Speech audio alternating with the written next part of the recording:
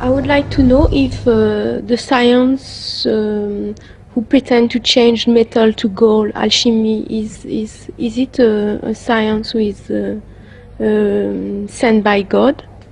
And I would like to know if astronomy come from astrology come from astronomy, and is the planet can give an influence to the human being?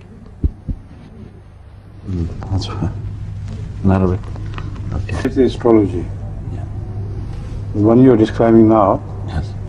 the effect of various stars and constellations upon human beings here on earth, which effects are supposed to carve each destiny here on earth. This is the question, no? Right. Right? Now the answer to your questions, this is twofold, have been repeatedly given by me in my various discourses.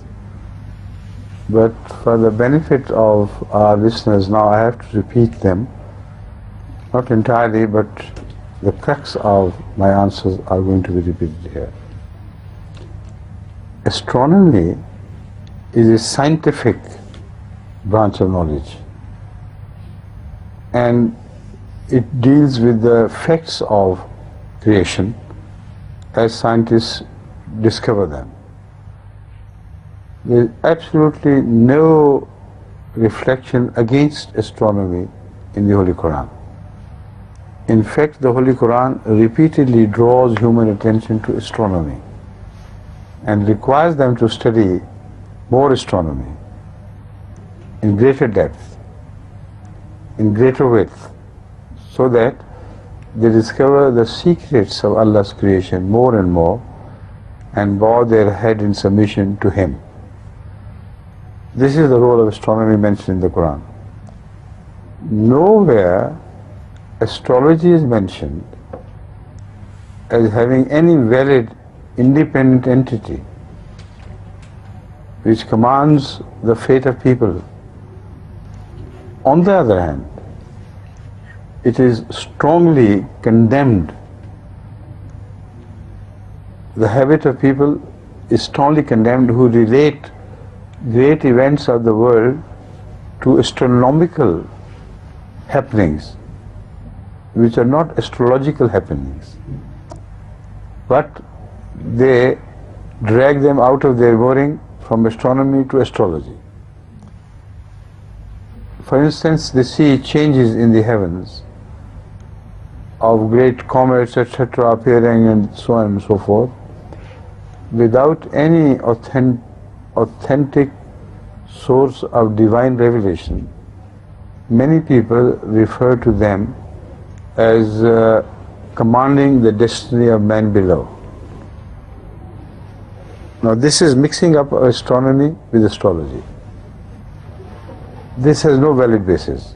This is rejected by the Holy Prophet.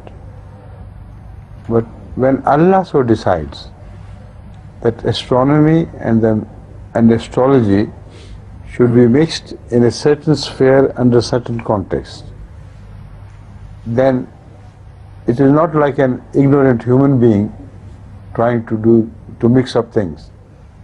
God is the creator. He can repeatedly mention events of astronomy which under His command sometimes indicate the spiritual phenomenon occurring below on earth. This is what the Quran has done. This is done specifically in relation to the eclipse of sun and moon, which would occur when Christ would have His re-advent. Hadith also supports it. So here you cannot object that Allah agrees here that the effect of astronomical occurrences automatically is transferred to the things happening below on earth.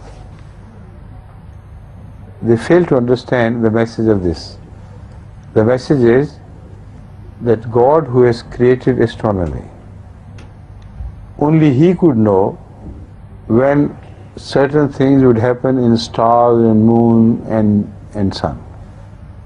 No human could know. So He has organized things in a manner that they would happen while something of a prophecy would be realized on earth, and they will help understand that prophecy and its realization.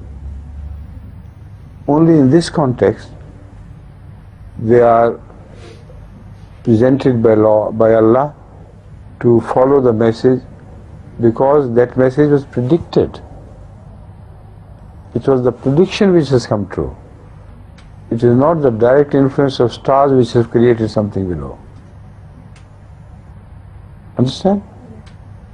Fully? There was a second part in my question. I asked. I'll come to that. First, let's.